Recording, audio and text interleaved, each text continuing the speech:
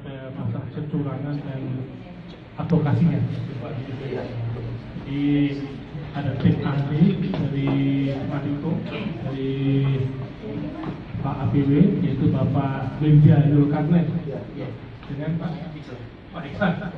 Ya, dan nanti tentunya akan banyak menjelaskan tentang potensi-potensi kecurangan dan strategi apa yang akan dilakukan oleh tim advokasi itu.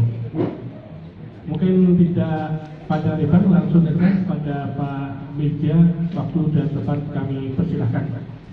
Cuma pas pencoblosan jangan pernah berharap itu ya. Karena dari awal pun dari DPT itu pun sendiri udah terjadi banyak kecurangan pemilu ya. Jadi kecurangan pemilu itu bukan pas pencoblosan ya.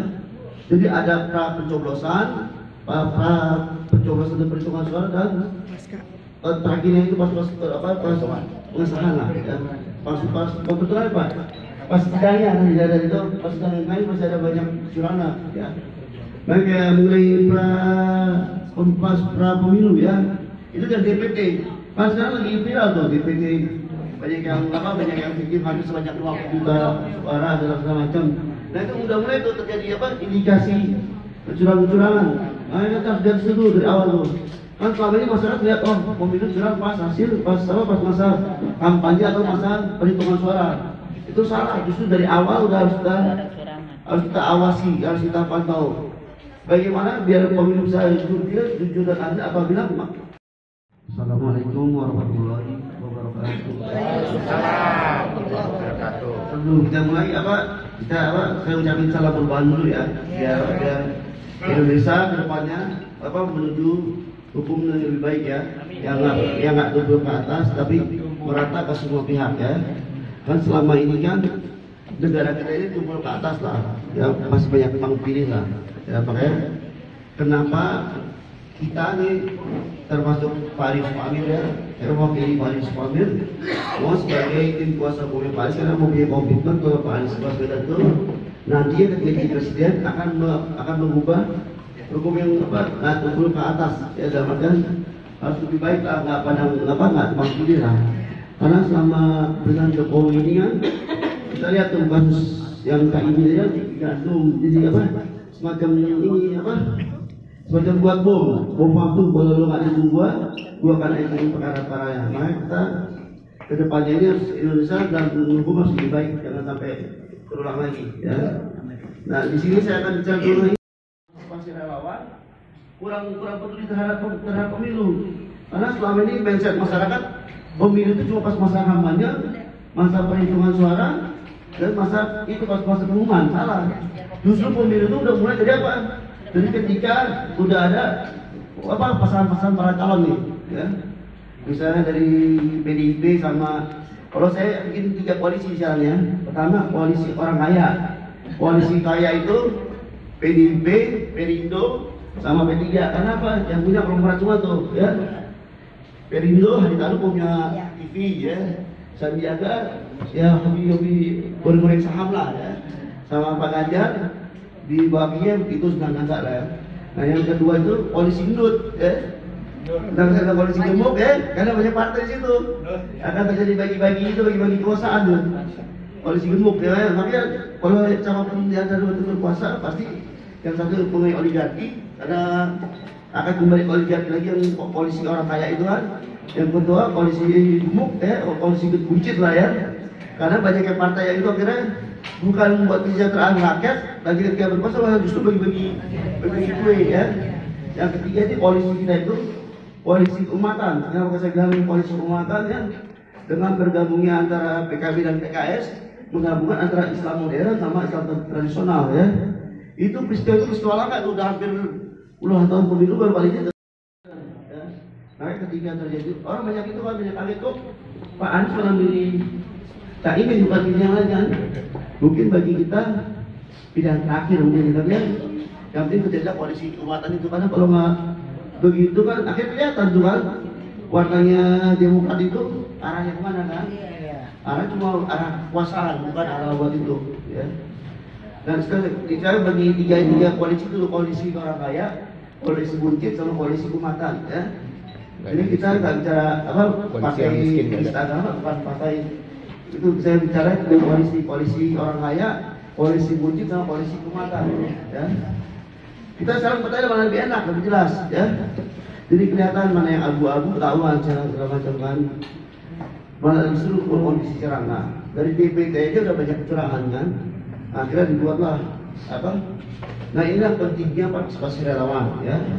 Untuk dari DPT yang mengecek benar nggak nama ini masih kita foto nggak segala macam kan ada tuh situs DPT-nya biar dicek itu bisa tuh benar nggak tangannya masih hidup masih menggunakan hak pilihnya. Benar, apakah benar terhadap DPD itu dipakai yang orang-orang udah meninggal akhirnya dimasukin lagi segala macam, ya.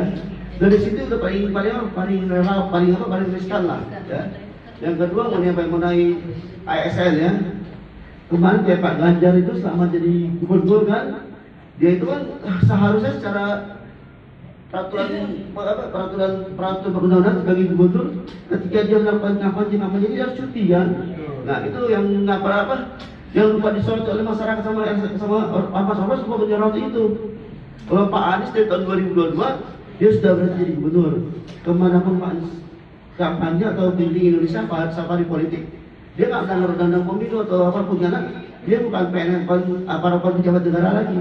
Nah ini kan aneh ketika Pak Ganjar keliling Indonesia waktu itu posisi masih sebagai gubernur Jawa Tengah, tapi nggak ada satu orang pun, tidak satu ormas pun yang mengkritisi itu kan. Yang nggak ada, padahal ketika dia mengumpulkan kepala desa se-Jawa Timur, ya, kita tim hukum nasional menyurati perbuatan Pak Ganjar ketika mengumpulkan se-Jawa Timur. Tapi kita atas saran dari para guru-guru besar kita jangan pakai nama tim hukum manis karena apa, takutnya Pak Anies diganjel segala macam. Akhirnya kita pakai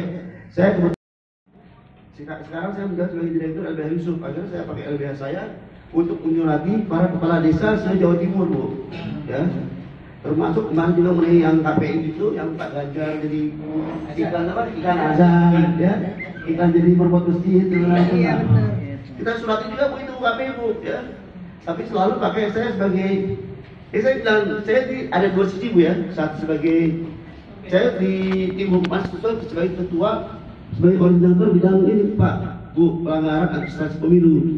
Jadi terkadang saya di situ sebagai ketua pelanggaran dan administrasi pemilu, di satu sisi saya sebagai direktur LBH Yusuf. Makanya emang beresiko sih saya, tapi saya selalu mendatangi sebagai direktur LBH Yusuf untuk menjaga upaya orang untuk mengajak Pak Anies Baswedan sebagai calon presiden nantinya. Untuk apalagi dikit lagi nih kan, tinggal berapa hari lagi mulai mendaftar nih, orang tanggal 19 Oktober kalau salah, ya. Nah itu yang harus kita lihat, masa-masa kritis harus kita jaga. Udah macam kayak Pak Zulkifli Hasan kemarin kan, emang dia nggak emang kata Pak Prabowo dia bukan capres, bukan cagup, bukan dia tidak bagi-bagi uang pakai seragam partainya.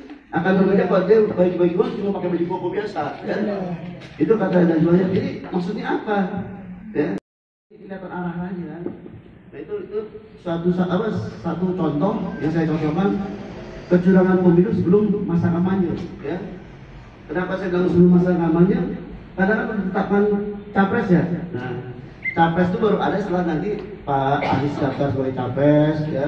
Pak Prabowo sebagai capres, Pak Anies sebagai capres, diumumkan barulah masa kampanye. Nah ini yang saya bilang pra kampanye, ya. Hubungan para kepala desa kayak kemarin terakhir itu di Brebes, kalau salah direktur rumah sakit itu sebagai agak ikut acara di PDIP segala macam, nah, acara Ganjar. Nah itu sedang itulah yang bilang potensi kecurangan pemilu sebelum kampanye, ya. Jadi harus dipahami nih, ya, jangan sangat wah Pak kan belum kampanye, jadi ngapain kita rese, ngapain kita usir. Justru hebat penyakit, Bu, ya. Dari kecil dulu tuh, ya, harus kita harus kita obati lah gitu, ya. Antisipasi jangan besar udah bingung yang ada mereka. Ada Pak, kirim. Mungkin kalau di DKI mereka kurang berani lah untuk melakukan kecurangan. Tapi di daerah-daerah mungkin ibu-ibu yang berasal dari non Jakarta, ya, itu kan karena kurangnya komunikasi ke pusat segala macam bahaya juga, makanya dari yang kecil itu harus kita awasi dari masyarakat, ya, dari para relawan segala macam. Saya sendiri pun nggak cuma di Bakorsi, Bu, saya ngisi, Bu, di taklim saya datang untuk ngisi, ya. Biar apa, saya ngotong masyarakat khususnya umat Islam melek hukum, ya, melek hukum terhadap kecurangan pemilu itu apa aja sih, ya. Jangan sampai itu yang kan saya bilang stigma masyarakat itu selama ini kecurangan pemilu terjadi pas masa kampanye, kecurangan pemilu terjadi pas masa perhitungan suara, salah, ya. Kecurangan pemilu terjadi ketika mulainya ada deklarasi capres cawapres itu, ya, baca pres dan baca cawapres, ya. Jadi situ karena pertama nih potensi kita pertama mengenai DPT, kedua mengenai netralitas ASN atau pejabat negara, ya, itu yang paling banyak terjadi sebelum masa kampanye. Nah kan pelanggaran pemilu itu ada 3, ya. Pertama itu pelanggaran kode etik, ya. Kedua itu pelanggaran administrasi pemilu, ya. Ketiga itu pelanggaran tindak pidana pemilu. Jadi harus kita tambahkan tuh. Jadi pelanggaran pemilu itu ada 3. Pelanggaran yang dilakukan oleh para penyelenggara pemilu, ya. Apa sih pelanggaran pemilu itu? KPU, Bawaslu. Nah, kalau pelanggaran kode etik itu kita laporkannya ke DKPP, ya. Seperti apa? Ketika seorang pengurus KPU, ya, melakukan perbuatan yang tidak seharusnya dilakukan, ya. Jadi yang kita lakukan itu kita laporkan ke DKPP, ya, Dewan Kehormatan Penyelenggara Pemilu. Kalau sekarang pelanggaran administrasi pemilu itu yang dilakukan pas masa pencoblosan, misalnya kayak surat suara ternyata prosesnya belum waktunya bukan surat, belum waktunya waktunya pemungutan suara, ya, waktu pemungutan suara belum waktu pencoblosan ternyata udah dibuka terlebih dahulu, itu termasuk pelanggaran administrasi pemilu. Ya banyaklah hal-hal itu. Nanti saya kirim bahannya ke Ibu, ya. Tadi saya mau munculin tapi nggak ada ini, nggak ada proyektor, Bu. Ada. Bapak ada ini bisa sih Pak dimunculin. Ada, ya.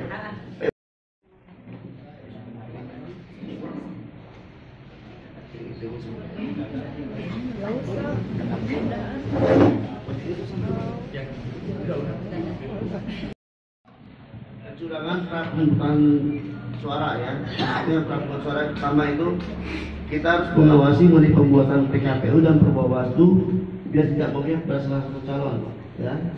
Kenapa? Karena PKPU dan Perbawaslu itu merupakan sarana, ya, peraturan perundang-undangan, ya, yang harus ditepati oleh para relawan dan para saksi, baik dari calon manapun lah, gitu. Yang kedua itu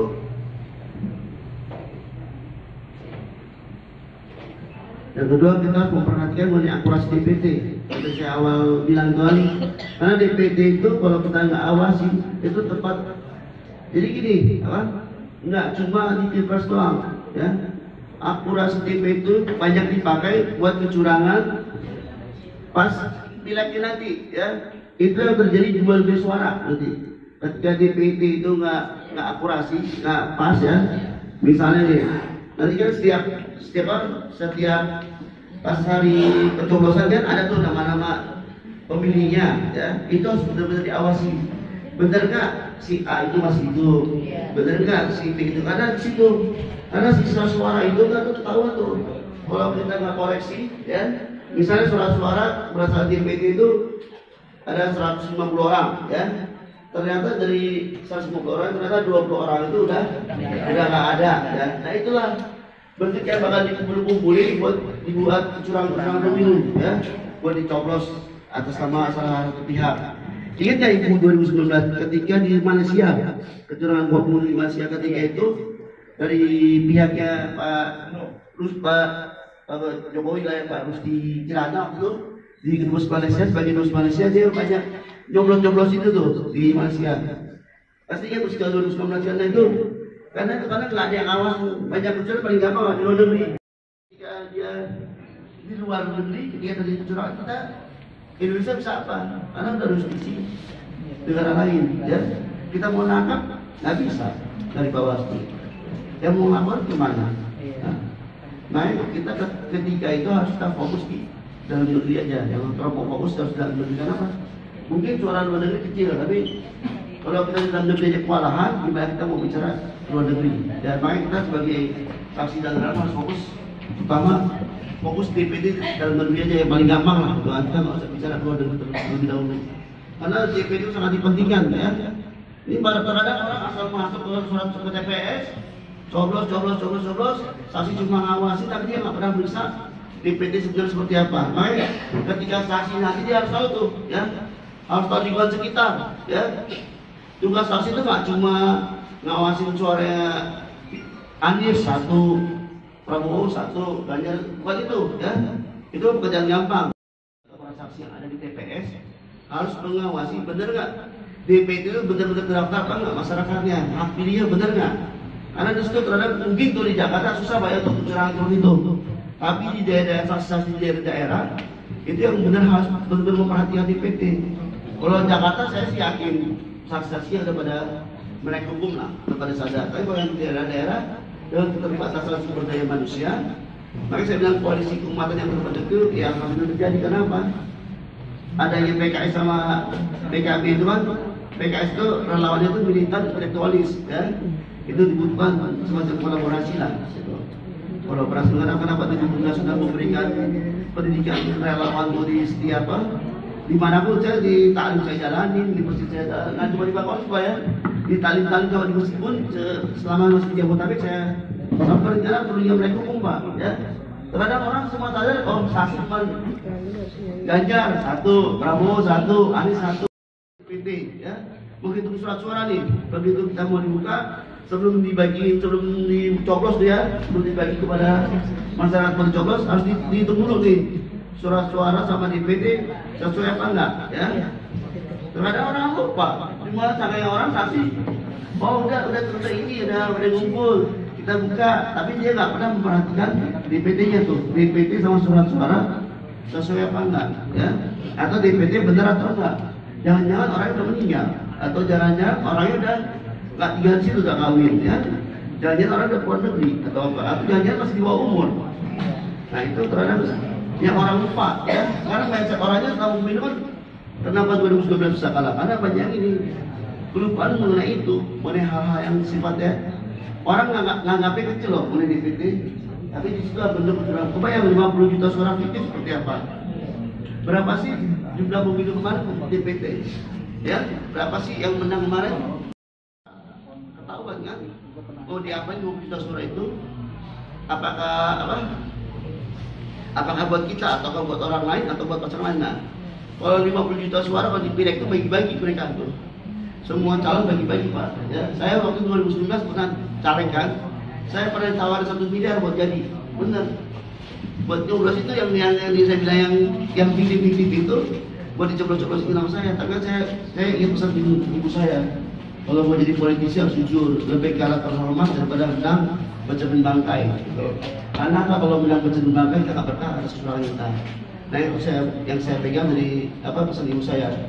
Maka itu para relawan harus lihat disasas ya. Jangan cuma 1, 2, itu mah anak kecil juga bisa. Benar Pak? Tapi yang terpenting di situ, yang terpenting ini benar-benar nih nama-namanya siapa? Oh benar, oh tetangga kita benar nih, dia masih hidup. Oh benar si B tinggal di sini. Oh benar si C udah 17 tahun. Benar si B di situ. Ya itu politik uang ya. Kenapa yang terjadi ada polisi orang kaya, polisi buncit? Nah, karena yang punya uang itu pasti polisi orang kaya, ya. Karena banyak mindset masyarakat itu sekarang masih ini apa? Yang penting gua kenyang hari ini, yang bikin 5 tahun kemudian, ya. Itulah akibatnya karena banyak masyarakat begitu tawaran 200-300 ribu, ya, mengubahkan pilihannya, ya. Juga tidak dibutuhkan relawan dan saksi-saksi yang militan. Saya ngalamin sendiri waktu itu, ngalamin sendiri sebagai caleg. Tadinya sorry begitu tawaran 300 ribu pada kabur semua tuh orang-orang itu. Benar. Karena itu yang harus diubah mindset masyarakat, ya. Milih ini bukan buat hari ini, ya. Milih itu buat masa depan, ya. Bayangkan harga diri masyarakat Indonesia 300 ribu, ya, dibagi 1.800 hari. Bayangkan satu tahun 305 hari kali 5 1.800 sekian hari itu. Bayangin 300 ribu dibagi 1.800 hari sekian. Kan Muhammad dari suara itu, suara masyarakat yang diberi cuma nggak nyampe 5 rupiah per harinya. harus juga mindset masyarakat tuh. Jangan sampai wah enak dapat 300.000, tapi harga diri kita, harga sebagai rakyat Indonesia, ya, harga sebagai rakyat Indonesia cuma 5 perak sehari dan ini memang mau bapak-bapak ibu cuma jadi 5 perak sehari, ya. Nah yang ke itu mulai apa? Mengenai netralitas ya, netralitas ASN dan kepala desa harus di daerah-daerah, ya. Itu yang dibilang sebelum ini, sebelum pemungutan suara, ya. Nah itu tadi yang saya bilang tuh, agak ke bawah mas, tadi yang mengenai pemungutan suara. Ini baca dulu.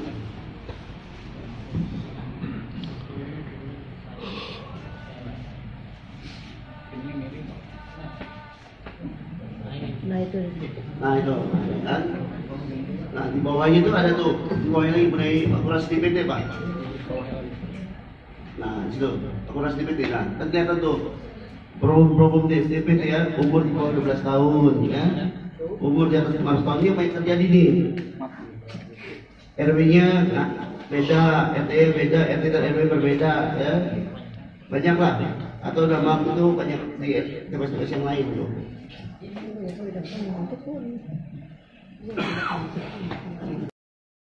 DPT nih, ya perhatikan nih para relawan, para saksi nih ya. Ya. Banyak kejadian kayak gini nih. Ya. Saya pernah dulu waktu 2017 waktu Pak Anies jadi calon gubernur, ya, banyak di ini di apartemen, ya. Apartemen itu pokoknya kurang tuh. Nah itulah banyak mereka memakai dulu itu apa suara-suara tambahan yang BA6 apa BA apa itu saya lupa itu, ya. Pakai itu alasannya pembeli dari luar segala macam. Daftar pembeli tambahan,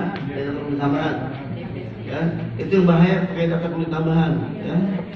Pakai suket itu yang pakai nama pakai suket itu. Nah, Surat keterangan. surat keterangan itu yang banyak ini. Tuh. Ya, keluar lagi masuk lagi. Nah, kalau di Jakarta kan banyak ASN kan, tapi kalau di wilayah-wilayah yang sifatnya kepala daerah bupati pasti para kepala desa itu bermain, ya.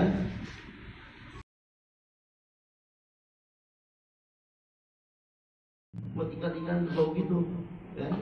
Nah, kalau ini lolos dari KPI, ya, lolos dari penguatan masyarakat, akan terjadi ikan-ikan yang lebih banyak lagi, ya. Saya dapat info dari orang KPI pusat, ya. Saya nggak sebut namanya lah. Itu sudah terjadi kontrak politik tuh antara Perindo, Pak Harikanu sama salah satu calon juga, ya. Ya, jadi ini harus dicegah dari awal, ya. Karena apa sekarang media TV, media medsos, media kampanye paling gampang, paling cepat viral, ya. Tapi kan makanya Allah akan berbeda. So, bisa lagi mas, ini lagi. Nah nih, saat pemungutan suara, saya bilang saat pemungutan, ya. Mencoblos lebih dari sekali. Mereka punya alat tuh, ya. Mencoblos dari sekali bisa punya alat tuh, ada jokinya. Jadi sebagus apapun ditanya, ya, itu bisa dihilangin sama mereka tuh, ya. Saya dari info dari mantan salah satu perwira jenderal polisi yang pernah terlibat dalam skenario kecurangan pemilu 2019, ya. Mereka punya alat yang bisa menghapus tinta di jari tunjuk itu, ya. Itu mereka punya alat di situ, jadi dia bisa mencoblos itu. Makanya harus masyarakat harus tahu nih, ya. Makanya kenapa sekarang sih alhamdulillah ya, karena ada zaman medsos, ya, bisa cepat viral lah. Kalau mungkin dulu 2019 kurang efektif lah, ya. Dan sekarang bagaimana seorang Ferdy Sambo yang bintang 2 yang berkuasa banget, ya, kayak kemarin kejadian di Brebes, ya, direkturnya salah satu rumah sakit di Jawa Timur segala macam, dan masih banyak yang itu karena mungkin kita masih di Pulau Jawa, mungkin di daerah-daerah daerah Kalimantan, Sulawesi atau NTB atau Papua kita nggak tahu lah, tapi di Jawa pun yang udah dekat ibu kota masih banyak terjadi kecurangan ke netralitas ASN dan kepala desa.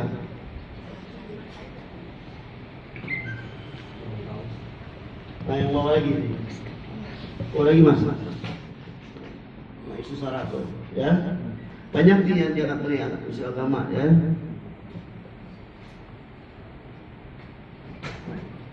Nah selama ini kan Anies itu selalu dibilang politik identitas kan, ternyata kelihatan yang buat identitas siapa kan? Ya, benar nggak? Karena ada cowok buat identitas. Ternyata mereka berpura-pura Islam, gitu kan? Ya, tiba-tiba melakukan apa? Wudhu dengan tangan panjang, kan? Lagi dulu, apa bisa wudhu dengan panjang? Itu secara nggak langsung menunjukkan makarya Allah tuh kan? Mereka pengen seolah-olah Islam itu makarya Allah kan berbeda. Dilihatlah. Itu kan kayak makarya Allah, makarya Allah bukan terbaik daripada yang lain. Ya. Itu sekaya apapun orang, kalau Allah berkehendak lain ya itu aja. Tapi emang ini kita harus, kemarin kita udah dari tim hukum nasional udah nggak ada yang demo tuh, ya. Tapi pakai LSM atau pakai ormas ya. Karena apa? Mereka ini ya tim koalisi kaya udah kerja sama-sama MNC itu. Yang dibully cuma seorang brigadir tapi bisa terbongkar semuanya. Ya, karena manfaat medsos ya secara langsung itu ya. Jangan lupa nih ntar kawan-kawan yang di Bapors ini hidupin AP-nya ketika turun ke lapangan ya. Jangan sampai alasan nggak ada kuota, ada ini segala macam ya. Kita mau jadi relawan harus siap korban ya. Untuk apa? Untuk Indonesia yang baik. Bukan buat diri kita, tapi buat anak cucu kita ke depannya ya. Mungkin kita nggak lama hidup kita 2-3 tahun lagi kita meninggal, kita nggak ada umur. Tapi buat anak cucu kita, generasi penerus kita ke depannya itu yang dibutuhkan, ya. Itu yang harus ingat ya, jangan sampai jadi relawan nggak dibayar segala macam, nggak ada kuota, nggak ada macam jangan. Kalau udah berpikir kayak gitu, mundur jadi relawan, ya. Kalau pikir repot jadi sebagai mundur jadi relawan, karena pengusaha dalam, ya. Itu netralitas KPU, ya. KPU bisa menentukan. Ini relawan ini begitu dari TPS-nya, jangan lepas dari TPS, habis itu pada pulang jangan, ya. Itu harus dikawal Pak tuh, ya, sampai tingkat kecamatan, sampai tingkat wali kota, ya. Karena apa? Begitu kita kotak suara dikirim, ya, habis dihitung segala macam dikirim ke pihak kecamatan. Ini saya pengalaman dari saya pertemuan seminggu yang lalu. Itu dibelokin tuh, kotak suaranya cuma dibuat dari karton, dibelokin diganti lagi yang lain gitu, ya. Ini dibelokin tuh. Kalau di Jakarta mungkin enggak, tapi kalau di daerah langsung main. Ini terkadang saya lihat, saya perhatiin waktu saya jadi caleg, nggak ada yang ngawas kotak suara gua dan segala macam. Kebayang nggak, ibu udah capek-capek nyoblos, begitu masuk ke PPK, kotak suara isinya beda dan segala macam. Sampai mengawasi, banyak orang lupa, ya. Capres-capres juga lupa, disangkain pemilu itu cuma pas di TPS, jebret, selesai, betul suara, selesai, tapi nggak dikawal kotak suara, ya. Itu paling lama di situ, ya. Mereka udah merasa sedang menang, ya, bangga menang, tapi begitu dari TPS ke PPK ke sekarang kecamatan langsung, ke kecamatan, langsung kecamatan. Jadi nggak pakai kemarin langsung itu kecamatan, ya.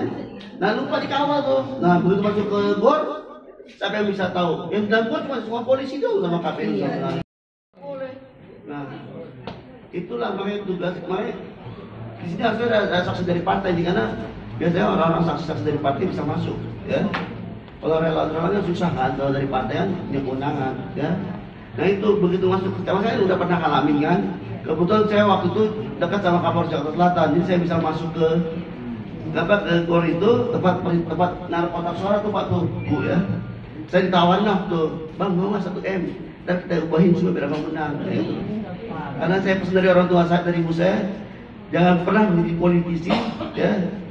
Politisi busuk kayak gitu. Lebih baik kamu kalah tapi kamu mulia daripada menang dengan betul bangkai, ya. Karena kamu berkas keluarga, itu saya pegang. Nah kalau saya waktu mau ikutin saran mereka, ya, dengan kedekatan saya dengan salah satu Kapolres, saya menang dengan cuma saya nggak mau, ya. Itu begitu masuk tuh, ya, begitu masuk kecamatan, itu nggak ada yang tahu tuh Pak tuh, kotak suara tuh, apa masih yang itu, apa udah ditukar atau apa, oh cuma kardus, ya. Masukin isinya, nanti kardus baru. Itu nah, kita perlu setelah KPU kan, KPU itu nggak menentukan di situ tuh, ya. Di sini terjadi bargaining para caleg, ya, para DPD, para semua di situ bargainingnya. Nah, saya pernah kejadian tuh 2019 juga saya lihat tuh, ya di perolehan suara caleg ini nggak bakal jadi anggota dewan, tiba-tiba namanya muncul. Ya. Kejadian 2019 ingat nggak? Bulan Jamila utara berapa? Gerindra, ya bisa jadi anggota dewan kan? Cuma gara-gara Ahmad Dhani di penjara, partai politik Bulan Jamila jadi anggota dewan. Itu bentuk apa? Buat apa pemilu kalau ternyata yang suara rendah bisa jadi dengan intervensi ketua partai. Nah ini kan bahaya nih. Ya, harus Masiku tuh yang sampai sekarang buronan kan. Nah pengen jadi gitu dengan cara nggak terhormat. Ya. Nah ini STN dan EHOK nih. Ya. Ini harus perhatikan sumber daya manusia. Dalam jiwa kita harus dilakukan perubahan. Ya. Perubahan yang buat anak cucu kita ke depannya. Ya. Kalau kita masih punya pikiran buat cari uang, ya, dalam relawan ini sebaiknya mundur, ya, karena akan jadi busuk di dalam. Ya. Kemenangan itu tidak akan terjadi kalau hati kita nggak bersih, ya. Hati kita nggak jujur, hati kita masih nggak bersih, hati kita hanya mikirin diri sendiri, ya. Karena apa? Ibu-ibu di sini pasti sudah meninggalkan keluarga, ya. Meninggalkan suami, meninggalkan anak, ya saya juga meninggalkan istri anak saya, bapak juga sama. Emang kita dibayar? Enggak, yang ada kita keluar uang, makan, bensin, merokok. Enggak merokok saya. Buat itu, lebih mundur. Ya. Karena apa? Jangan harga diri bangsa Indonesia, ya, cuma dihargai Rp5 per hari, ya. Dengan beli 300 ribu pas pencoblosan, mereka rela mencoblos dengan harga Rp5 per hari, ya. Hancur Indonesia ke depannya. Bagi sampai nanti Indonesia presidennya dari Cina, rakyatnya cuma jadi jongos. Kemarin saya lihat nih, saya kemarin kepik nih kepada Indakapu ya, yang berkuasa di Cina, rakyat itu cuma apa? Cuma jadi office boy, sapam, waiters, ya. Tapi bos-bosnya nggak ada orang-orang kita. Nah, jangan sampai anak cucu kita ke depannya malah lebih parah lagi, ya. Itu yang kita harus antisipasi. Saya nggak bicara sara ya, tapi saya bicara prinsip kita sebagai bangsa Indonesia, ya. Jangan mau jiwa kita digadaikan cuma Rp5 per hari, ya. Tidak lagi Pak.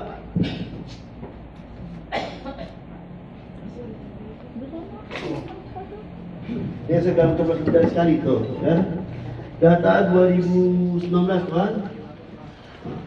Ini di dalam peraturan pemilu itu ada larangan itu kan. Kenapa ketika ada pencoblosan lebih dari sekali sama orang itu, ya, atau di TPS manapun akan mengubah jadi tidak berharga, menghilangkan suara, ya. Itu bentuk biar pemilu diulang, pemungutan suara diulang. Itu akhirnya orang banyak nih.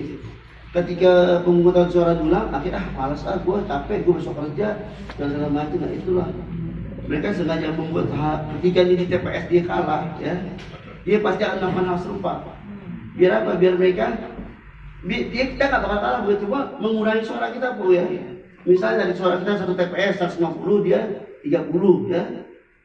Dengan akhirnya dia melakukan kecurangan, akhirnya pemungutan suara diulang kan, akhirnya atau pencoblosan diulang, ya. Kita mengurangi tuh, akhirnya dari 150 jadi 100, mereka jadi 70. Waktu paling Pak, ya. Secara lawan menang Pak, ya, cuma karena menang yang bodoh tanpa ditandangin para petugas KPPS akhirnya jadi kalah di situ, ya. Ingat tuh para saksi nih, ya. Dan kira perhitungan suara Anies 503 suara, Ganjar 50, Prabowo 20. Tapi tidak memperhatikan syarat administrasi yang satunya itu, ya, di KPPS 103 itu Bu, ya. Itu paling utama karena kalau nggak ada itu surat-suara dibilang apa? Hilang aja, nggak sah, ya. C1 jadi nggak sah, ya. Justru yang dipegang pihak lawan itu karena kita nggak punya tantangan mereka, itu yang bisa diubah nantinya. Ya. Itu harus diperhatikan tuh di C1 itu, ya. Bisa lagi Pak? Hah?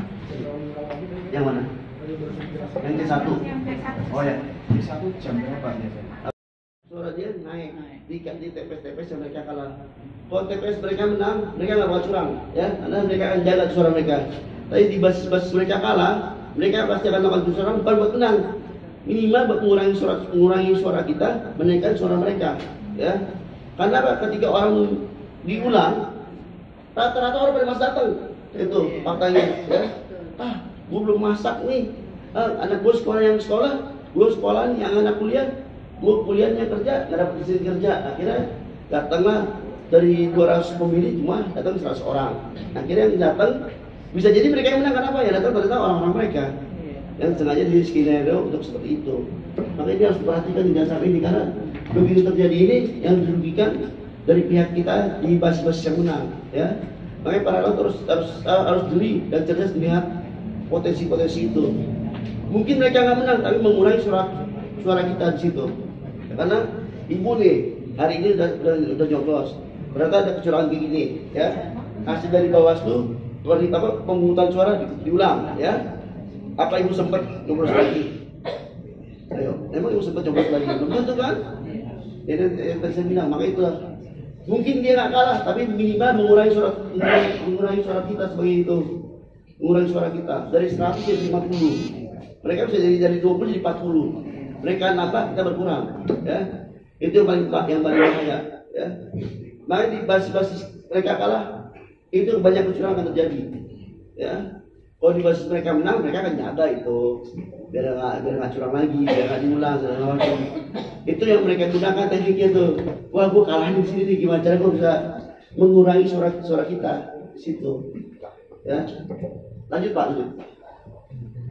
Nah ini dia nih, tuh. Banyak yang tadi saya bilang nih, tekanan intervensi dari KPU pusat, ya. Harusnya tuh kotak suara ke kecamatan dibelokin dulu kemana, ke wilayah ada checkpointnya lah, ditukar segala macam, baru masuk itu segala macam. Makanya perlunya apa? Pengawalan, perlunya C1 plano untuk kita foto segala macam, namanya di videoin, yaitu supaya bentuk kita untuk menjaga C1 plano nggak berubah, ya. Yang C1 plano itu juga harus ini ya, ini lupa nih. C1 plano yang besar itu sama C1 yang kita miliki saksi itu harus kita dampakkan semua pihak, ya, para saksi, ya, para ketua KPPS dan segala macam. Nah, terkadang lupa nih, ya, yang jadi saksi saking menangnya, ya, bangga lupa mereka punya tantangan. Jadi cuma nggak berarti, ya, kadang nggak ada tantangan, nggak ada pengesahan. Benar, kita menang soal kadang nggak ada pengesahan, nggak punya bukti dari satunya kan. Nah itu artinya saksi itu harus mengingatkan saksi dari partai atau saksi manapun yang ada di dalam TPS, ya, untuk memeriksa C1-nya pada dibantu, ya, udah tantangan semuanya belum. Mereka nggak sadar nih, oh happy, mau menang nih, tapi begitu apa jadikan bukti ternyata masih kosongan segala macam, belum ada tantangan. Begitu pemungutan suara ditutup Pak, ya, jebret kan istirahat dulu. Nah begitu untuk perhitungan suara, capresnya pertama kali Pak, ya. Capres pertama kali, kalau nggak diubah Pak, ya. Saya khawatir capres di belakang orang udah capek berhitung, ya. Ya, itu khawatir tuh Pak. Kalau capres di depan, insya Allah kita menang. Tapi kalau capres di belakang jam 2 pagi, itu titik curangan, ya. Iya betul. Orang udah pada ngantuk segala macam. Kenapa? Saya paham Pak. Petugas KPPS pertama pegang itu kadang Pak diracun Pak. Karena jam kerja yang berlebihan Pak, ya. Harus memperhatikan itu. Kalau saya bilang diracun karena nggak semua mati, ya. Gitu. Kalau saya bilang diracun itu cuma karena jam kerja berlebihan capek, akhirnya itu meninggal, ya. Kadang kan para petugas KPPS nggak ada cek kesehatan, dalam macam semua diterima. Tapi katanya memang ada racun di kartu. Ya kalau semuanya aja mati kalau saya. Nah itu kan sekitar 700 lebih itu. Karena pengolahan campur lah kayak ini. Nano. Dan ada yang mungkin cara nggak gini Bu, visi seorang beda-beda bukan? Iya. Beda-beda ya, kalau bagi saya kalau yang diracun pun pasti semua mati, ya. Statusnya Iya, karena kecapean itu. Kecapean. Kalau teori saya Bu, ya. Saya bukan yang Jokowi itu bagi saya. Itu karena faktor kelelahan yang sangat-sangat capek. Karena apa? Saya ngalamin sendiri Bu, ya, sebagai caleg ketika saya harus para saksi saya harus dari TPS, ya, ke kecamatan sampai wali kota, saya capek. Ya, dan itu KPPS yang seharian nongkrong di sono, bikin tenda segala macam. Kan dari dia bukan hari doang. Itu KPPS dari sebelumnya udah kerja segala macam. Habis coblos, ya, sampai jam 3 malam perhitungan caleg. Habis itu harus nganter lagi suruh kemari ngawasi segala macam. Kalau saya pakai teori saya seperti itu Bu, ya, karena dari dokter dokter juga mengatakan memang ada antiracun. Iya. Iya, tapi tahun yang kemarin doang yang banyak kejadian ya. Iya. Tahun pemilu sebelumnya kan nggak ada. Saya mau menggarisbawahi tadi terkait dengan bahwa teman harus ditandatangani oleh titik-titik Itu tugas KPPS. Iya. Iya. Tugas KPPS. Bersaksi. Saksi. Udah. Saksi kita maupun saksi mereka. Iya. Itu kan ya. Itu aja kan. Jadi perhatian kita. Jadi perhatian itu karena kejadian di waktu Pilwakot Palembang ya, pihak lawan kalah karena saking senangnya kemenangan. Begitu C1 dikumpulin ternyata banyak C1 kosong, ada ketua KPPS tanda tangan, Bisa tanda tangan. sambil berjalan TikTok bisa ya?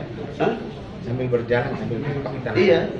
Jadi situ. Jadi saya mau review lagi tadi itu Pak berkaitan dengan tentang misalnya di satu TPS 197. ya. Nah ternyata di situ menang Anies. Biasanya 150, 20, 30, 20. Nah yang dia akan siang 20 atau 30 ini akan membuat strategi supaya bisa mendongkrak nilai. Itu. Nah, dan langkahnya apa tuh dari pihak lawan dari Anies itu? Ya. Langkahnya. Caranya ditusuk-tusuk gitu. Jadi kita bayang, jadi ada pengakuan nih, ya. Pengakuan dari salah satu jenderal lah, ya, dari Polri 2019. Ya. Yaitu ada semacam apa? Kayak cincinnya, kayak ada berpadu gitu. Wah itu maksudnya. Bang itu harus kita. Maksud saya mau mempertegas itu Pak. Ternyata Bapak jawab juga itu gitu. Ya, karena ada pengakuan. Nah itu yang perlu Buat yang ngomong pengakuan diantisipasi. orang itu ya. Ya. Jadi kenapa sekarang pendukung itu banyak mantan purnawirawan TNI Polri yang jujur lah ya. Karena merasa menembus rasa berdosa dia, mungkin mereka yang udah berhijrah bagi saya. Ya. Sekarang udah gabung sekarang Pak yang main itu. Iya, KP3 itu. Ya. Karena kebetulan sekarang ketua FKP3-nya itu Habaib ya, Pak Sogi Ali Terus ya, mantan kepala Basarnas. Bintang 3 TNI AU ya. Ya jadi situ ya. Karena di situ ya. Banyak hal-hal yang harus kita perhatikan ya. Ingat tuh, C1 jangan sampai lupa ya. Kadang udah saking bangga lu Anies menang. Lupa tantangan semuanya. Dengan syarat relawan dapat rekomendasi surat dari partai. Ya, dari partai. Makanya saya kira tadi ada saksi dari partai tadinya kan. Ternyata sama saksi dari partai sebenarnya, karena yang memegang rekomendasi itu sebenarnya partai. Sama ada Pak. Makanya harusnya. Iya. Alhamdulillah karena itu kan. Jadi itu Bu ya, jangan lupa tuh. Jangan lupa kemenangan kita itu ya malah merugikan kita. Yang saya mau tanyakan sedikit mungkin kalau tadi teknis ya, dengan segala kondisi dari bawah sampai ke atas gitu kan. Pertama yang saya khawatirkan itu sampai ke KPU pusat. Informasinya yang terakhir saya dapat ada kemungkinan, saya nggak tahu ya, benar-benar ini kan kita baru dugaan ya. Hidupnya server kosong. Itu kemungkinan pertama yang saya mau tanyakan. Yang kedua mengenai kekuatan hukum kita Pak. Jadi saya lihat kalau kita mau tarik ke MK, MK-nya Mahkamah Keluarga. Terus Bawaslu orangnya dia, Presiden. Jadi saya mengajak kasus yang 2019. Kasus 2019 saya bareng dengan Fitra Romadoni dengan Bang Egy Sujana menggugat Jokowi ke Bawaslu. Tapi kalah kita karena Undang-Undang Nomor 7 tahun 2017. Karena itu, jadi percuma juga kalau kekuatan hukum kita nih, tim kita, kekuatan hukum dari ABB nggak sampai ke dalam. Artinya yang saya maksud gini, sampai ke dalam ada orang dalam di MK atau ada orang yang dalam di Bawaslu. Kalau hanya kita pembahasan, makanya kita di buku ABW nggak pernah berpikir sebagai penggugat, ya. Kan kesalahan Prabowo kemarin berpikir sebagai penggugat. Kalau sebagai penggugat kita pasti dikalahkan, ya. Bagaimana caranya Anies menang, itu tuh, ya. Kalau udah pasti menang, kita sebagai pihak terkait, sebagai penggugat. Ya, karena yang banyak bermain itu sebagai pihak terkait. Ya. Ketika kita menguasai, nggak ada yang berani jerain kita. Itu prinsipnya. Mengenai IT, ya, kita juga lagi buat itu semuanya. Lagi buat semua. Cuma kemarin saya udah bilang sama para purnawirawan TNI Polri, gimana caranya IT itu nggak dijammer. Ya. Kejadian 2019, cuma dalam hitungan 1 menit, semua suara berubah. Ya. Itu harus jadi perhatian kita semua. Ya. Kita berjuang dari A sampai Z dengan perhatian dalam di jammer, jebret, hilang semuanya perjuangan kita. Nah itu perhatian kita semua supaya itu hal-hal yang perhatian dari 2019 harus kita perbaiki, ya. Dan pernah kita jadi penggugat. Kalau kita berpikir sebagai penggugat, kita pasti kalah, ya. Karena mereka yang berkuasa, ya. Kita harus berpikir kita harus bisa menang, ya. Kalau kita ada pesimis, pasti kita akan saya bilang. Kalau kita ada pesimis, gimana Allah kasih kita kemenangan?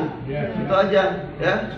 Makanya harus bersih, niat tulus, optimis, perubahan untuk anak cucu kita ke depannya. Amin. Itu aja. Kalau katanya berpikir sebagai penggugat, di hukum nasional tidak pernah berpikir sebagai penggugat, ya. Di hukum nasional berpikir sebagai pihak terkait. Karena sebagai pihak terkait, insya Allah mereka akan melakukan jurang. Amin. Ya. Karena mereka akan susah untuk membuktikannya seperti yang kita alami 2019. Benar nggak? Saya tanya. Iya, enggak maksudnya yang pertanyaan saya kekuatan hukum kita, tim kita ya. Oh kita lagi sama 2019 ya. Karena kan kita mengangkat di 2019 ya. 2019 belum ada Persatuan Perhubungan para TNI Polri. Ya, mereka banyak Polri polisi yang TNI yang telah hijrah, yang melakukan kecurangan pemilu 2019, akhirnya memberikan trik-trik mereka kepada kita.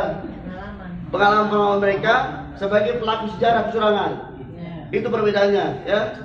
Mungkin 2019 Prabowo berdiri sendirian, tapi 2024 banyak yang sudah hijrah sebagai pelaku. Karena apa? Udah capek dengan seperti ini. Itu aja.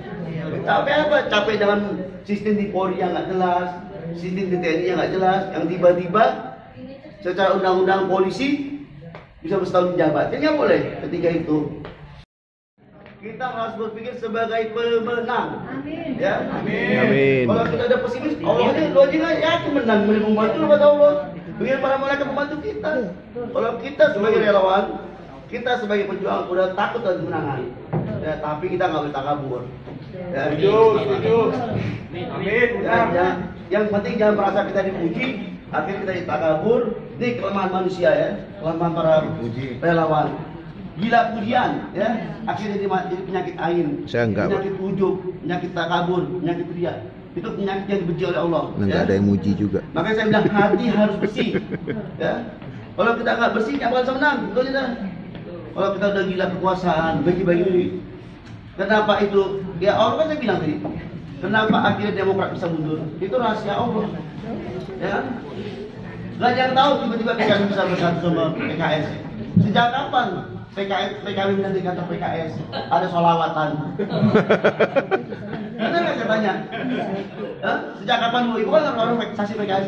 Sejak kapan di PKS ada sholawatan itu? Ayo. Ya Allah, ya. Karena kecintaan kerinduan umat Islam untuk mempersatu antara umat Islam modern sama Islam tradisionalis. Ya. Karena apa? Saya 2019 mantan orang FPI. Saya bicara sama Rizik, nih, saya ngomong langsung, akhirnya saya dipecat. Kenapa? Ini off the record ya, yang di publikasi off the record. Dan saya bilang kayak gini, ya tadi, jangan sampai dijembar, ya. Teknologi informasi, ya. Zaman sekarang, ya, kenapa saya tadi bilang, jangan pelit sama kuota, ya. Ketika nanti udah ada tindakan arah kecurangan atau apa, rekam langsung. Itu salah satu bukti buat dilaporkan ke Bawaslu, ya. Kenapa? Ya itu buktinya Pak Amada. Itu buktinya apa? Ini ada buktinya. Ya, bukti otentik secara video. Ya, foto bisa diedit. Kalau video kan enggak. Ya, batas waktunya 7 hari sejak diketahuinya kecurangan tersebut untuk lapor Bawaslu. Dari kerja dari apa nih? Kalender. 7 hari kalender. Yang diketahuinya kecurangan tersebut. Ya. Biasanya 7 hari kerja. 7 hari kalender. Ya. Anggapan kita anggap 7 hari kalender lah untuk mengantisipasi ya. Kadang-kadang mereka bisa kalender kerja, yang kita tidak kalender aja. Ya. Jadi kenapa? Ini butuh DTI ini, IT, ya, handphone, ya. Jangan sampai, wah gua nggak punya HP bagus, gua mau jadi relawan, dapat juga kan? Ya makanya saya bilang relawan itu harus modal juga lah. Cucu kita ke depannya di situ. Ya modal ini ya. Itu aja nih. Jadi kenapa dibebas kejar rekapitulasi suara? Ya, itu yang saya bilang. Itu suara bukan anjur semua, ketika di Jember. Ya. Kejadian 2019, KPU pusat tiba-tiba 30 detik apa 1 menit tuh, tiba-tiba play mati lampu. Betul ya? Iya, betul. Betul nggak? Itu lagi kita bahas sama para pegawai TNI Polri gimana caranya biar kejadian itu nggak terulang Pak. Ya, ini pentingnya di sini nih. Ya, ya. Begitu dia 1 2 itu mati, jebret, kita nggak bisa antisipasi. Secanggih apapun aplikasi kita, secanggih apapun HP kita, ya, ketika di gamer, hilang. Ya. Itu yang saya bilang kita harus jadi pemenang. Tapi kalau misalnya dituduh hoax gimana Pak? Apa? Misalnya kita foto nih, terus dituduh hoax itu gimana? Ya, makanya kita videoin. Makanya kita videoin. Iya. Ya, kalau foto bisa rekayasa, kalau video ini ya. Sambil ngomong berarti ya? Iya, Kita dituduh hoax. benar. Makanya itu jangan cuma foto, videoin, ya. Kalau bisa jangan cuma 1 orang di TPS aja cuma 1 orang. Kalau perlu itu dari relawan ada 3 orang buat kawal. Ya kita tadi kan 8 juta ya saksi ya di 9 juta kan, itu cukup Pak Ustaz ya.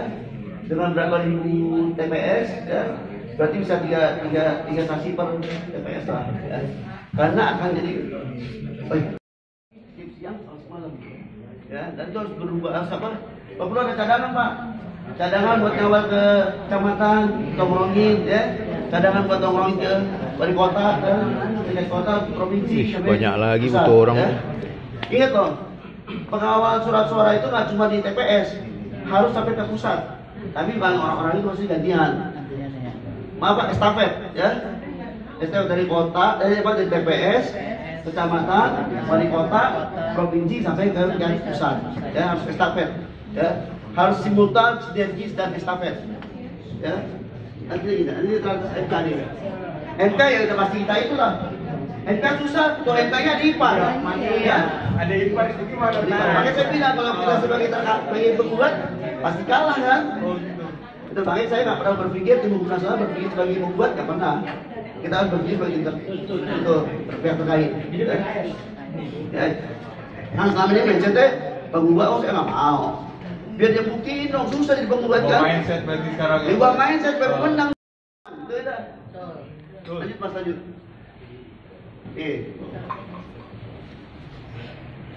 Nah yang saya bilang nih, akses jaringan teknologi yang kurang stabil. Nah, yang saya bilang itu kan takut di jammer, tiba-tiba hilang sinyal. Ini misalnya di TPS-TPS yang wilayah pegunungan, ya, mau ngirim data C1, nggak ada sinyalnya segala macam. Ini lagi kita bahas juga Pak tuh sama para pengamanan TNI Polri lagi bahas juga, ya, di situ. Ya, ini lagi masa pembahasan soalnya, ya, lagi masa pembahasan sama para petinggi lah, tuh, untuk mengantisipasi ini sinyal yang jelek dan segala macam. Tiba-tiba mati lampu. Nah itu, emang kita lagi bahas itu. Bahaya itu Harus Pak. antisipasi tuh Pak, tiba-tiba di black out di Indonesia kan Pak. Kejadian kemarin BSI, Iya. ya di blackout kan, Iya. itu seminggu. Ah iya itu. Ya, sampai akhirnya dibilang kasus korupsi, padahal ya, kita masih ada korupsi di situ. Bahaya itu kejadian. Dan tidak mas sudah, ya. Tuh. Nah ini yang saya bilang meninggal itu, ya, yang kelelahan karena waktu pemilu itu nggak cuma capres, ya, DPD, ya, DPR RI, DPRD, Jakarta 4, juga. ya, Jakarta 4 surat suara, ya. Kalau di daerahnya 5, ya. Makanya kenapa saya bilang kelelahan itu Bu, ya. Mereka ngurus Pak, nggak cuma capres, ya, 4 surat suara yang harus dihitung semua, ya. Saya nggak beda tapi ini paksa Bu, ya.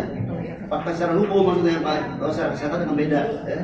Yang saya tahu secara hukum karena mereka menangani di Jakarta 5 surat suara yang berbeda dengan dia juga.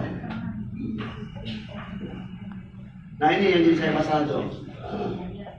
Jadi saya bilang ada IPAR, ya. IPAR itu Pak. Sulit ya. Ada IPAR dan segala macam. Makanya ketika kita bicara sebagai pihak penggugat, pasti kita kalah, ya. Siapapun itu pasti kita kalah kalau jadi pihak penggugat, ya. Membuktikannya itu sangat sulit dan jangka waktu terbatas. Makanya kita harus berpikir bagaimana cara kita menang untuk pihak terkait, ya. Tadi Mak, tuh, ya. Yang tadi saya bilang tuh. Jadi kita harus identifikasi nih tiap-tiap titik rawan, ya. Basis merah mana, basis hijau mana, dan segala macam. Yang FPI lakukan 2017 pasal gubernur, FPI melakukan tablik kabar 44 kecamatan, ya. Biar apa? Biar membangkitkan semangat umat Islam untuk meraih kemenangan waktu itu. Ya saya nggak sampai 44 kecamatan, saya ikut 10 kecamatan buat tablik kabar. Ini makanya LSM, ormas, pertentuan harus saling sinergi semuanya. ya, relawan, ormas, LSM, pada itu harus sinergi. Nggak bisa gerak sendiri-sendiri ya. Bakorsi sendiri, partai sendiri, LSM sendiri nggak bisa, harus sinergi semuanya. Ya, alhamdulillah ada forum ini ya, ada saksi dari PKS juga segala macam. Ya. Nah, laporannya tuan tuh.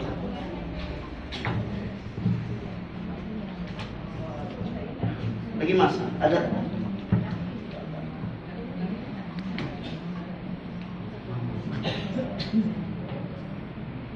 ya, takutnya pas pemilu itu biar ditunda bikinlah kekacauan ya, keamanan memburuk segala macam, atau bikin covid-covidan segala macam, dia 3 periode, itu harus diantisipasi ya. Ya, jangan cepat terpengaruh sama provokasi. Kalau kita punya ribut-ribut ya, pasti ketika konteks keamanan memburuk, otomatis pemilu ditunda. Itu harus kita antisipasi ya. Takutnya masyarakat dengan kasus rempang terprovokasi, ribut, akhirnya pemilu ditunda. Ya, takutnya ini kasus rempang takut lemparan doang biar nyurut itu konflik sosial itu ya. Jadi pintu masuk. Itu masuk buat pemilu ditunda nih, rempang saya khawatir Gampang banget. karena dikit lagi loh ya. Ini nggak nyampe 1 bulan lagi kita mulai mendaftar calon presiden. Nah ini kenapa rempang baru sekarang beredar, kenapa nggak di kemarin-kemarin? Bahaya itu. Kita harus dilihat loh, hati-hati itu apa umpan politik buat pemilu ditunda.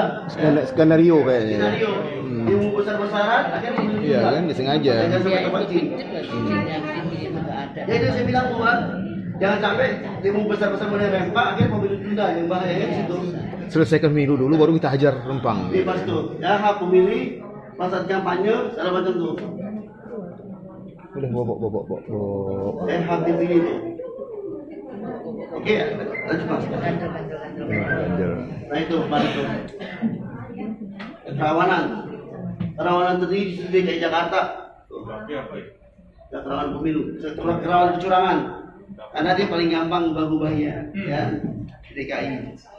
Masyarakat DKI heterogen. GAP apa Pak? Jangan GAP. Indeks itu kecurangan pemilu. Oh, Indeks kecurangan pemilu. Makanya indeks Jakarta itu heterogen, masyarakat ini paling gampang dibohongin. Dikata ada kekurangan, segala macam, dibikin kacau lah. Karena heterogen itu. Kan kelihatan tuh yang masyarakat heterogen Jawa Barat, Kalimantan. Kalau ini masih mungkin tertinggal ya, maaf mungkin karena bila-bila tertinggal. Itu ada konteks yang Jadi 5 ini ya provinsinya ya. Iya. Kecurangan banyak. yang paling besar di situ. Ini data tahun berapa Pak? Hah? 2019 kemarin. Oh, 2019. Papua justru enggak ya, Papua ya. Papua udah pasti, udah pasti curang, udah Oh, masih curang. Jadi Jadi sistemnya noken, kalau noken kan udah nggak bisa diprediksi lagi dari kapan noken mah. tapi kenapa nggak masuk ya? Ya udah nggak, karena suara kecil di Papua itu. Oh, iya, Jadi, iya. Yang paling besar Jawa Barat tuh. Jawa Barat. DKI Jakarta ada heterogen, ada ibu kota. Kalau Papua udah ketahuan tanpa digini juga tahu curang. Sekarang udah 5 provinsi lagi Pak. Iya. Dulu mungkin cuma Papua, sekarang dari tambahan 2 provinsi. Iya. Ya, lanjut Mas. Satu kan tuh. Udah tuh, kalau putaran 100 tuh. Sulawesi Utara tinggi ya, 100%. Ya, biar jadi perhatian juga di para relawan kan, kenapa Papua tinggi segala macam.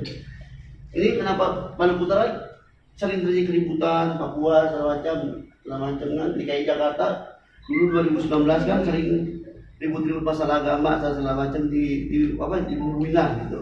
Jadi sengaja ya mereka bikin itu. Saya lihat sih kalau yang masalah rempang sebagai bumbu doang, pancingan buat melihat isu.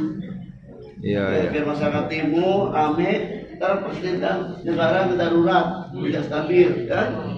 Untuk pemilu. Itu. Ya, jangan terpakai, kita boleh gembira tapi jangan berlebihan, ya. Jangan terpakai provokatif sampai kerusuhan, jangan. Itu aja. Demo sih boleh, tapi jangan sampai kerusuhan.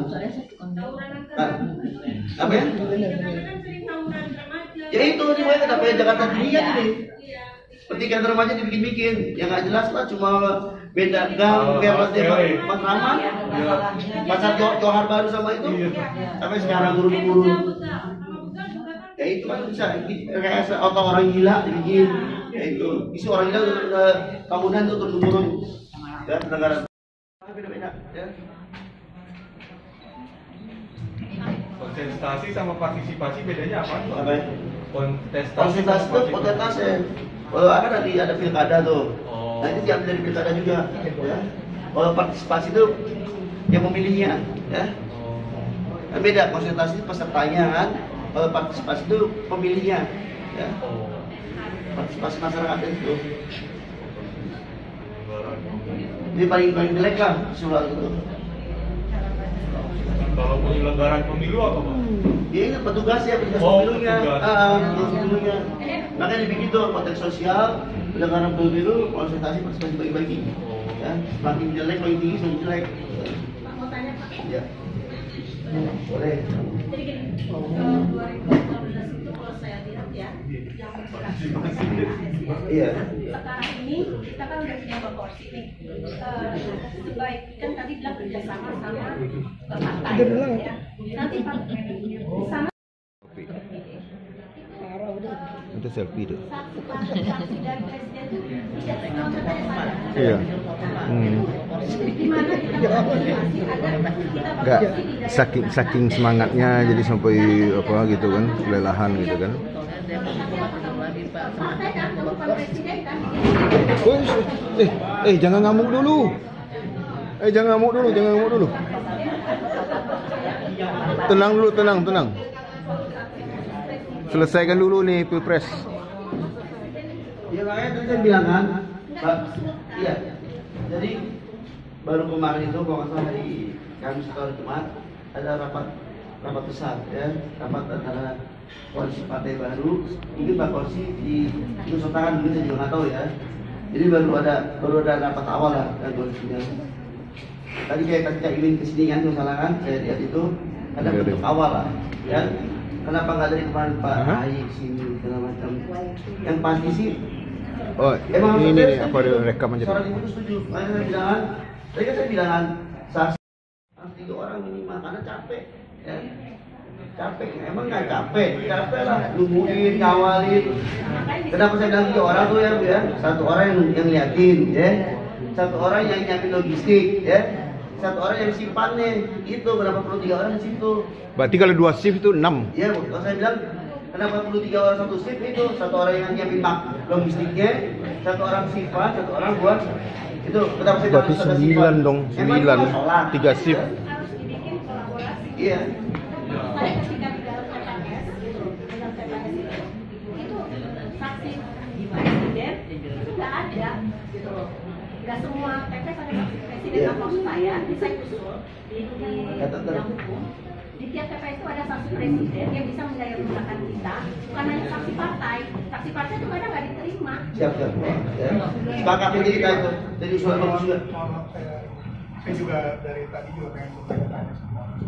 Jadi apakah Mbak Korsi ini sendiri sudah mempunyai legal di KPU maupun Bawaslu gitu kan? Karena untuk kita menjadi saksi sendiri Mbak Korsi kan harus ada surat mandat ya. Benar. Kalau kita ini dibentuk dari pusat sampai daerah, kalau kayak kita di Kalimantan Selatan, kalau sudah sampai TPS, nah itu apakah kita sudah resmi mendaftar di KPU maupun Bawaslu biar bisa kita bersinergi buat jadi saksi? Kalau kita Pak ya di tim nasional itu, jadi kita memasukkan unsur-unsur partai Pak ya. Wakil-wakil ketua itu dari Nasdem, dari PKS, dari PKB, dari Partai Umat, kita masukkan semua unsur. Nah, kenapa saya bilang itu harus sinergi sama partai koalisi di situ biar kita dari bakal itu bisa mendapatkan mandat dari partai. Itu perlunya koordinasi sama koalisi partai. Ya. Nanti mungkin dari pihak tim hukum akan coba memfasilitasi untuk sinergi antara koalisi sama pihak koalisi partai tersebut. Nanti akan saya bicara dalam rapat tim hukum coba ya. Jadi gini Pak, karena contoh nih kita yang di Banjarmasin mungkin lebih mendahului lah ya.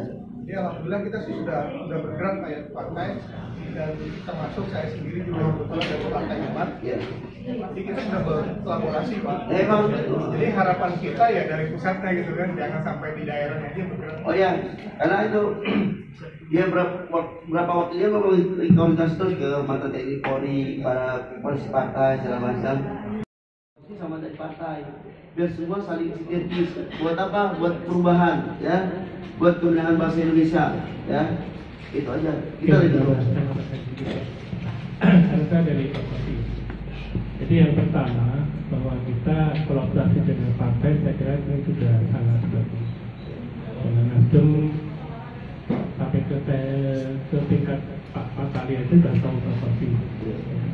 Kemudian dari PKS sampai ke Pak Sek itu sudah sering tahunan kita Kopi. Dan tadi ini kan setelah ini titik awal kita masuk agar tim Kopi ini nanti divalisasi untuk dan yang kedua, kita sekarang lagi paralel untuk membuat semacam tim pemantau pemilu. Korsi sedang membuat atau Forkom sedang membuat tim pemantau pemilu.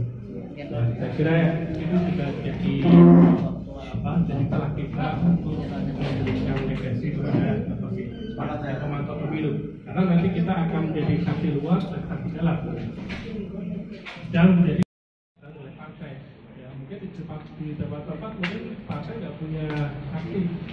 Dan itu dari tim Kopi kalau tidak bisa sampai ke level akan jadi pasukan cadangan lah itu. Pesawat itu sudah dipikirkan lah. Kita mungkin tidak akan bergerak kalau tidak ada delegasi ya sama aja kan. Sampai nanti kita ini harus punya telepon siapa yang cepat bisa dipilih untuk bisa berbeda itu. Kali dengan Bapak Kopi dengan Bapak di bidang hukum itu nanti untuk disebar kita. Jadi kalau dari itu langsung dan tolong di bidang hukum ini segera bereaksi gitu dan harus banyak karena nanti takutnya ada sesuatu hal itu juga Pak. Jadi langsung bisa tahu gitu loh. Oh ternyata ada masuk, oh ada masuk gitu. Jadi bikin seperti itu. Terima kasih Bu saatnya. Kita tim hukum nasional sudah bentuk 20 lebih tingkat provinsi, tingkat kabupaten, ya. Nah, tadi yang dari wilayah daerah-daerah, ya kalau emang butuh nomor telepon pengurus tim hukum daerah, kita akan kasih Pak ya. Itu. Apa ntar Bapak? Coba lihat ke saya. Ya ini Bapak catat nomor saya deh biar saya itu, ya. Ya. Catat nomornya. Atau Bapak nggak bisa. Oh yang itu ya sama Kiai Sulaiman ya?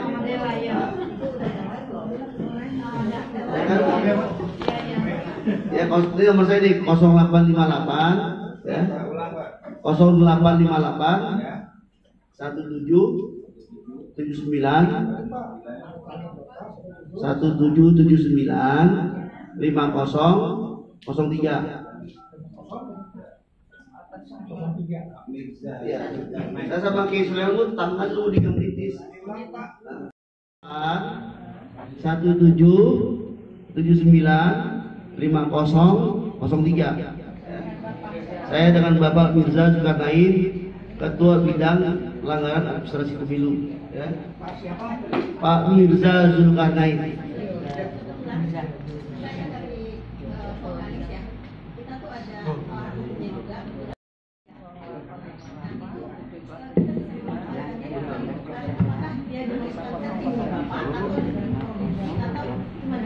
Dia di mana? Di Jakarta apa di mana? Hah? Oh bisa Bu, bisa masuk tim hukum Banten juga bisa, tim hukum kota ini juga bisa Bu, ya. Ya. Ibu tadi bisa bilang di grup kan tuh, saya siap mengisi setiap daerah, ya. Kita tim hukum nasional siap mengisi setiap daerah buat pembekalan saksi, ya, gratis. Ya, kalau daerah di luar Jawa pasti ongkosnya aja. Ya, Pak kembali ke laptop lagi Pak. Baik, saya kira udah cukup ya. Udah cukup kan? Oh udah. Ini ada satu Ya, nanti bisa konsultasi langsung. Mau WA boleh, tapi sebelumnya pun WA dulu biar saya itu. Pak yang rekomendasi internal gimana? Dan cukup kan teman? Cukup. Bisa dibaca. Sudah. Lagi lebih berarti ya. Oke. Baik, mungkin Pak Isan ada mana Pak? Assalamualaikum warahmatullahi wabarakatuh. Perkenalkan, saya sendiri di sini ingin mengingatkan terkait pentingnya kolaborasi kita ya di tim hukum dengan saksi di relawan. Sebelum ke sana saya ingatkan bahwa pemilu ini jenis-jenis pelanggaran itu ada 3 Bapak Ibu. Kode etik, administrasi, dan pidana pemilu. Nah, ketiga hal yang fundamental ini akan menjadi bias ketika nanti pembuktiannya sulit. Maka dari itu pentingnya direkam, divideoin, kayak gitu itu sangat penting. Karena nanti contoh misalkan terkait dengan pidana pemilu nih, itu kita hanya punya waktu 1 kali 24 jam di koordinasi dengan penyidik. Itu sangat sulit ketika kita, mana nih videonya belum kirim-kirim gitu. Penyidik akan pakai segala cara dalam tanda kutip untuk, malas lah harus gini gitu. Karena penyidik pun hanya menurut undang-undang itu hanya 1 kali 24 jam. Misalkan kita lapor jam 8 malam nih, itu kan kita nggak tahu nih nanti di lapangan. Misalkan penyidiknya jam 9 udah ngantuk kan, udah apa. Tapi kalau kita udah ada bukti semua, itu di hari yang sama itu juga kita akan langsung klarifikasi dengan penyidik. Misalkan itu terkait dengan pidana pemilu. Contoh keduanya terkait terhadap kode etik dan administrasi pemilu. Bapak Ibu semua, saksi di sini juga selain nanti di lapangan, mungkin kita butuh peran Bapak Ibu semua untuk mengawal sebelum tahap dari sebelum, sesaat, dan sesudah kampanye. Contoh yang paling konkret apa? Kita di tim hukum nasional dalam 1 minggu ini udah kirimkan 4 somasi kepada pertama tadi yang KPI tadi ya terkait dengan azan. Yang 3 ini baru diterbitkan kemarin, hari Jumat kemarin, itu terhadap wali kota Medan, wali kota Surakarta, dan Bupati Kediri. Itu sangat jelas, mereka sangat berpihak kepada salah satu pasangan calon. Nah, mungkin untuk hal-hal yang seperti itu Bapak Ibu temukan nanti di media sosial atau gimana, tolong kabari kita juga, karena nanti akan pasti kita tindak cepat, kita akan proses, kita tunggu perkembangan perkaranya bagaimana. Bapak Ibu semua mungkin juga ingat ya, beberapa bulan yang lalu, 2 bulan yang lalu ada info bahwa di DPT itu ada, saya kurang ingat ya total resminya, 400 atau 4 juta daftar pemilih tetap itu yang Bawaslu sendiri bingung nih. Ini datanya kemana nih? Di sekretariat tim hukum nasional di Mampang Square. Mungkin nanti juga Bapak Ibu kalau misalnya bersedia, kita tiap hari Jumat rutin Pak, jam 4 sore biasanya itu kita ada diskusi tentang hukum untuk pengisi. Nah, di saat itu kita tanyakan pada Bawaslu, gimana nih terkait dengan data 400.000? Saya lupa. Jadi memang tadi fokus prioritas ya, Mas Rian. Di Jawa memang kita menjadi kunci kemenangan dari paslon kita itu, diakui tidak diakui memang Jawa menjadi prioritas ya, karena memang konsentrasi pemilih ada di Jawa gitu. Kalau nanti kita turun lagi Jawanya yang mana? Di Jawa banyak. Nah, itu kita bisa petakan dari masing-masing karakteristik pemilih di Jawa. Di Jawa Barat insya Allah kan sudah ada PKS yang cukup kuat ya, dan kita yang biasa turun ke Jawa bisa merasakan. Misalnya Mas Niam dan kawan-kawan biasa turun Jawa Barat, Jawa Tengah, Jawa Timur. Semangat itu beda, ruhnya itu beda. Kalau di Jawa Barat itu udah luar biasa namanya. Tapi kalau di Jawa Tengah itu agak lembut, agak turun. Itu sebenarnya sudah menunjukkan bahwa di Jawa Barat kita lebih optimis daripada di Jawa Tengah gitu. Kemudian nanti kita akan melakukan pelatihan. Kita melatih teman-teman provinsi melatih teman-teman kabupaten kota. Teman-teman kabupaten kota nanti akan yang melatih kecamatan dan desa gitu. Jadi nanti bertingkat. Nanti kita akan kerjasama tadi dengan Mas Zuhad, kita sudah akan membuat modul bersama. Lagi buat, nanti kalau sudah selesai kita akan matchingkan, sehingga nanti dalam materi-materi itu nanti soal-soal hukum, kemudian advokasi nanti dari pihak tim hukum. Iya betul. Nanti kita komunikasi lagi, nanti kalau sudah jadi kita kolaborasikan gitu.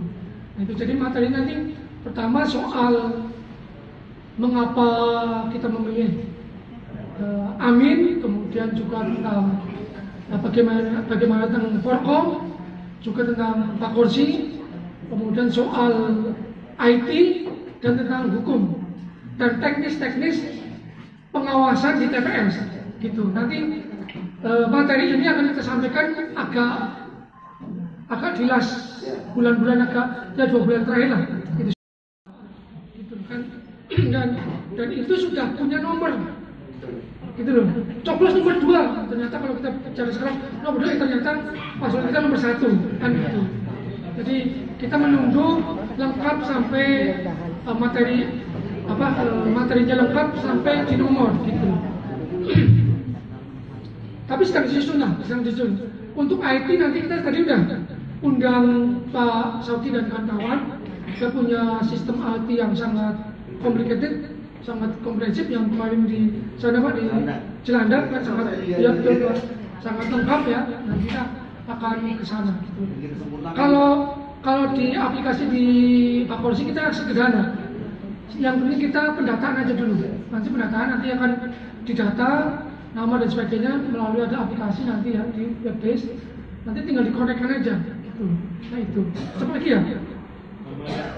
Oke, teman-teman. PKS, teman-teman PKB dan Nasdem sudah sangat dekat dan sudah sering Nasdem di sini. Gitu. Nah kita sebenarnya mengapa mereka kita undang sebenarnya dalam rangka kita tuh matching. Gitu loh. Kita mau sinergi, kita mau kolaborasi. Sehingga nanti kalau di dalam pemilu nanti kan ada 2 panel ya, Pilpres dan Pileg. Gitu loh. SK ataupun surat mandat itu berbeda-beda. Untuk Pileg itu nanti SK-nya itu dari partai masing-masing. Partai masing-masing. Kalau nanti teman-teman, karena gini, Bakorsi ini siaga. Bakorsi ini adalah pasukan yang siap siaga, mau ditempatkan sebagai saksi dimanapun. Intinya gitu. Mau ditempatkan sebagai saksinya Nasdem, siap. Mau ditempatkan saksinya PKS, kita siap. Mau ditempatkan saksinya PKB juga kita siap. Ataupun kita ditempatkan di saksinya Pilpres juga siap. Dan juga kita juga akan menjadi saksi luar juga siap. Gitu. Yang mendapatkan ataupun terpilih ataupun kebetulan mendapatkan kesempatan untuk menjadi saksi Pilpres, mandatnya adalah dari Timnas. Mandatnya dari Timnas. Gitu. Kalau teman-teman kebetulan nanti direkrut menjadi saksi PKS, mandatnya dari PKS. Kalau teman-teman kebetulan menjadi saksinya PKB, akan mendapatkan mandat dari PKB dan seterusnya. Begitu. Kalau teman-teman kebetulan mendapatkan mendapat tugas menjadi saksi DPD, ya Anda teman-teman akan mendapatkan mandat dari teman-teman DPD. Gitu. Ya gitu. Kalau teman-teman menjadi saksi luar, akan kita siapkan dengan beberapa skenario. Sedang disiapkan teman-teman, kita sedang membuat ini, mengurus, kita punya namanya Jaringan Nasional Pemantau Pemilu JNPP, sedang disiapkan sama teman-teman. Beberapa teman sudah sedang mengurus, itu nanti ada yang bisa menjadi pemantau. Gitu. Kalaupun nanti teman-teman yang menjadi satgas, bisa dapur umum, menjadi satgas advokasi dan sebagainya, bisa nanti SK-nya dari mandatnya dari Pak Korsi atau nanti dari teman legal juga kalau diperlukan bisa juga. Ya enggak Pak? Ya. Nah gitu. Jadi kalau teman-teman nanti kebutuhan misalnya teman-teman ini kan untuk tim legal dari pusat sampai tingkat kabupaten ya, tingkat kabupaten ya. Nah nanti teman-teman yang di Pak Korsi ini kan ada POK atau bidang legal dan hukum ini Pak. Nah nanti bisa koordinasi dengan teman-teman. Gitu. Teman-teman yang mau masuk di legal, bagian legal advokasi bisa koordinasi dengan tim legal Anies Baswedan. Gitu. Nah nanti SK-nya bisa dari kami atau bisa dari teman-teman dari legal. Itu. Jadi intinya secara legalitas kita berpengalaman atau mengambil hikmah dari pemilu sebelumnya. Kita mudah-mudahan hal semacam ini tidak.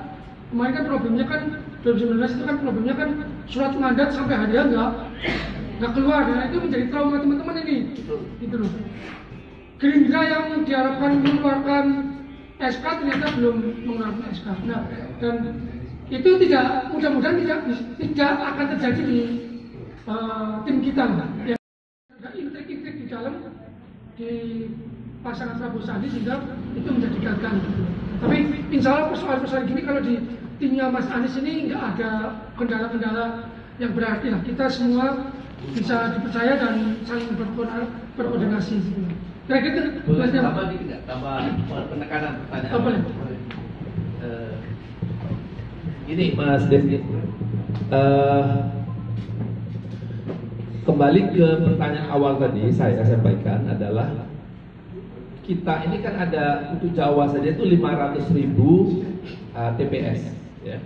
Maksud saya bisa nggak dijelaskan sedikit mumpung nih dengan teman-teman semuanya. Mungkin kita akan bahas juga di dalam workshopnya, dalam diskusi nanti. Tapi bisa nggak disampaikan dulu kira-kira per hari ini misalnya dari 500.000 TPS itu kita udah punya berapa nama?